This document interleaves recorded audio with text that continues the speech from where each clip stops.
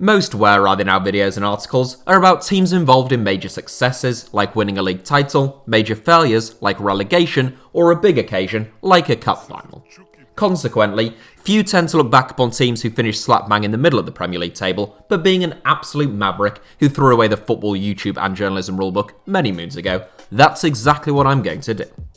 Having won the Premier League title quite comfortably under Jose Mourinho in the 2014-15 season, Chelsea went into the following season as one of the favourites, with no really significant losses, and having brought in Barcelona star Pedro.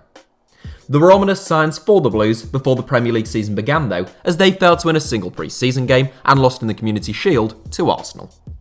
Having won 12 and only lost one of their opening 16 Premier League games the previous season, Chelsea only won 4 and lost 9 of their opening 16 games in the 2015-16 campaign, mounting one of the worst Premier League title defences of all time. With thanks to Husem who sent in this idea on Twitter, today I'm going to be taking a look back at that squad of players, starting with the 11 that started most frequently in the league, followed by a handful of squad players. Here is the Chelsea 11 that finished 10th in the 2015-16 Premier League season. Where are they now? Thibaut Courtois, Real Madrid. Following his 10th season and 4th Premier League title with the Blues, Petr Cech left the club to join London rivals Arsenal in the summer of 2015. His last season was the only one in which Cech was not the club's undisputed number 1, playing second fiddle to Thibaut Courtois, who won that individual battle largely by virtue of his age. Signed by Chelsea as a 19-year-old from Genk, Courtois famously spent 3 seasons on loan with Atletico Madrid before finally being deemed capable of replacing Petr Cech. Courtois then spent 4 seasons as the Blues' number 1 before pushing for a move to Real Madrid after enjoying an impressive 2018 World Cup with Belgium. Real got their man, and after a really shaky debut campaign, Courtois was excellent last season, winning the 3rd Zamora trophy of his career and his first at Real Madrid. Branislav Ivanovic, West Brom. A transfer that perhaps just slipped under the radar a little bit, although not to Chelsea or West Brom fans I'm sure, Branislav Ivanovic is back in the Premier League. Now fondly remembered as a bona fide Blues legend, many people forget that Ivanovic had a really tumultuous start to life in West London, and having been seemingly frozen out by Avram Grant, he quickly sought a move elsewhere.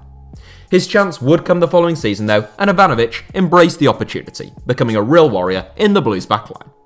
Over the next 8 seasons, Ivanovic became a key player at Stamford Bridge, whether he was operating at right back or centre back.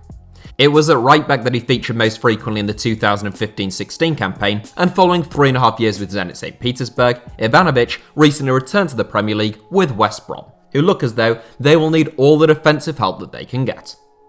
Gary Cahill, Crystal Palace. Gary Cahill and Kurt Zouma both started and appeared in the exact same number of Premier League games in the 2015-16 season, so I used appearances in all competitions to settle this one, which saw Cahill come out on top. Another long-time Chelsea stalwart who teeters upon legendary status, Cahill spent 7.5 years at Stamford Bridge and was almost undroppable, barring his final season.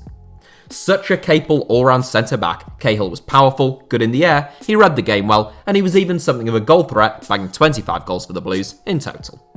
He very rarely let Chelsea down, and following a season of very little football, Cahill proved last season that he still has plenty of offer, turning a campaign of the highest calibre following a move to Crystal Palace.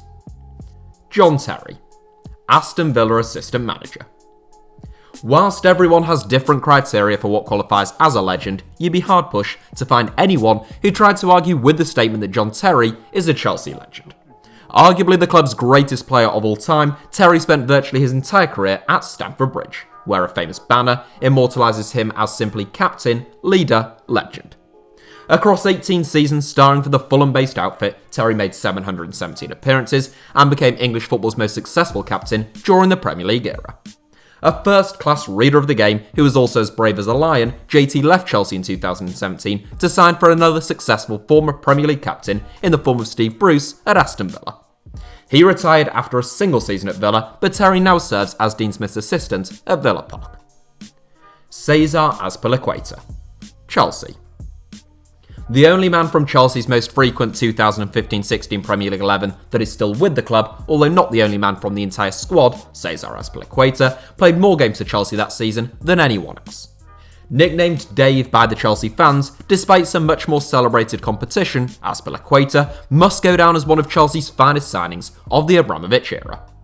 He cost the club just £7 million when he arrived from Marseille in 2012, and 8 years on, you'd have to say there has been no more consistent performer for the club during that time, and arguably only Eden Hazard has been more important.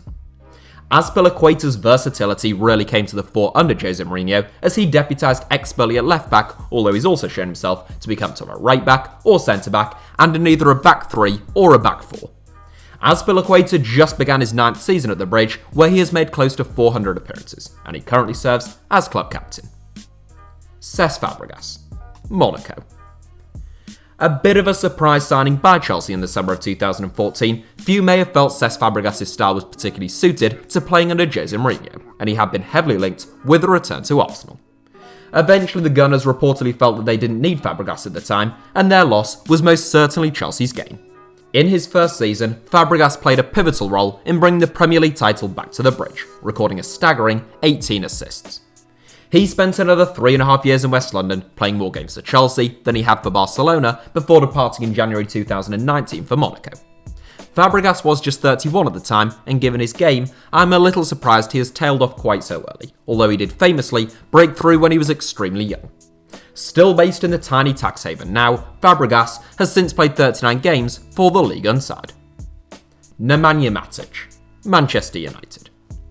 A man who was signed twice by Chelsea and signed twice by Jose Mourinho, Nemanja Matic was first signed by the Blues as a young prospect for just £1.5 million.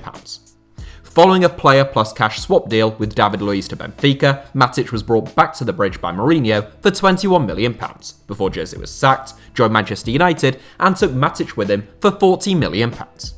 Matic was genuinely superb in Chelsea's 2014-15 title-winning campaign, showing great athleticism and breaking up everything in front of the Blues' back four, but by the time they came to selling him, £40 million was a very generous fee. Matic has just entered his 4th season with the Red Devils after the club activated a 1-year extension to his contract in May. Willian, Arsenal. One of 2 players in this 11 who only left Chelsea this summer, Willian was a man who divided opinion among the Chelsea fan base like almost no one else. In total, he spent 7 seasons at Stamford Bridge, making 339 appearances and scoring 63 goals. On the one hand, Willian could be industrious, creative, and he had lightning pace. In the 2015-16 season in question, whilst all around him floundered, Willian was the one Chelsea player who maintained his standards, and quite rightly, he received the Chelsea Player of the Year award. On the flip side, Willian's decision-making could occasionally be found wanting, and some supporters felt as though he only produced at his best form when a new contract or a transfer was on the line. Having only been offered a 2-year deal rather than a 3-year deal by the club at the end of last season, Willian waved goodbye to the Bridge and joined rivals Arsenal on a free transfer, who were willing to offer him a longer contract on more generous terms. Eden Hazard, Real Madrid. There is only one team that features twice in this 11, and it isn't Chelsea. A teammate of Thibaut Courtois at Stamford Bridge and reunited at the Bernabeu, Eden Hazard brought a stunning 7-year stint in West London to an end in 2019. During his 7 years in England, Hazard scored 110 goals in 352 games, winning the Chelsea Player of the Year award 4 times and the PFA Player of the Year award once. An unbelievably gifted footballer, whilst it was heartbreak for Chelsea fans to see him go, they probably sold him for the right price and at the right time. Following a difficult debut campaign in Madrid, and the wise way in which Hazard's transfer revenue has been reinvested, the Belgian's departure might just have been the best outcome for both parties. Pedro, Roma. The other 2020 departee, along with Willian, is fellow wideman Pedro. 2-footed, quick, and more than capable of finding the back of the net, Pedro has always been a very functional wideman with superb movement. Under Pep Guardiola, in an awe-inspiring Barcelona team, he was one of the most dangerous wide players on earth, although he never quite hit those heights at Chelsea or indeed anywhere else under any other coach. Pedro spent 5 seasons in the Premier League and he scored 43 goals in 206 games for Chelsea all told, putting him just 2 goals shy of Fernando Torres and Florent Malouda in the Blues' all-time scoring charts. The 33-year-old's time in England came to an end last month as he put pen to paper on a surprisingly lengthy 3-year deal with Roma.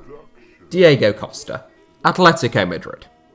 One half of what is now the most evil strike partnership in world football, Diego Costa, will always be fondly remembered at Stamford Bridge, despite the manner in which he departed. Adored by Blues fans and despised by just about everyone else during his 3 seasons with the club, there was never a dull moment when Costa was on the pitch. Willing to kick, shove, and antagonise his way to victory in any game, Costa scored 59 goals in 120 games for Chelsea, proving to be a nightmare for opponents in more than one sense. After being told he wasn't in Antonio Conte's plans, Costa refused to join any club other than his former employer's Atletico Madrid, and as messy as the transfer saga became, eventually he would get his wish. Since returning to Madrid, Costa has been surprisingly ineffective in front of goal, only managing 17 goals in 74 games. But Atletico fans are hoping the presence of Luis Suarez will light a spark in their number 19 ahead of a season in which they are genuine La Liga title contenders. So that is the Chelsea 11 that featured most frequently in the Premier League during the 2015-16 season under Jose Mourinho and Guus Hiddink, as the club finished in 10th place, their worst league performance since the mid-1990s. In terms of some other names from that squad, number 2 Asmir Begovic is now at Bournemouth, Kurt Zouma and Ruben Loftus-Cheek are still with the Blues, Oscar famously made a lucrative move to Chinese outfit Shanghai SIPG, fellow Brazilian Ramirez also departed for China but now plays for Palmeiras in his native Brazil, John Obi Mikel recently signed for Championship side Stoke City, Radamel Falcao plays for Galatasaray in Turkey, and fellow loanee Alexander Pato is currently a free agent. On a managerial front, Jose Mourinho obviously now manages Tottenham Hotspur, meanwhile it may come as more of a surprise to you that Guus Hiddink now manages the national team of the tiny island nation of Curaçao. It is difficult to know what could possibly have attracted Hiddink, who was previously charged with tax evasion in the Netherlands, to a beautiful Caribbean tax haven where people speak Dutch and the football team is ranked 80th in the world. It's good work if you can get it. So that's it for today's video. Thank you all as ever for watching. Feel free to let me know your thoughts in the comment section down below. Give us a like if you enjoyed the video, and please do subscribe to the one and only HITC Sevens. Oh, and also, if you want to follow me on Twitter or Instagram, or indeed both, the username to do so is just at HITC Sevens.